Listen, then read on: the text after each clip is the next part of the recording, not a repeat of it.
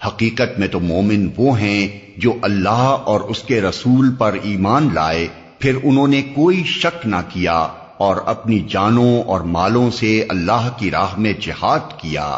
وہی سچے لوگ ہیں۔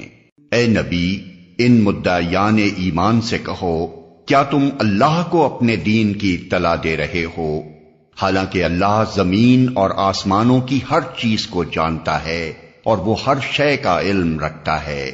یہ لوگ تم پر احسان جتاتے ہیں کہ انہوں نے اسلام قبول کر لیا، ان سے کہو اپنے اسلام کا احسان مجھ پر نہ رکھو، بلکہ اللہ تم پر اپنا احسان رکھتا ہے کہ اس نے تمہیں ایمان کی ہدایت دی، اگر تم واقعی اپنے دعوائے ایمان میں سچے ہو۔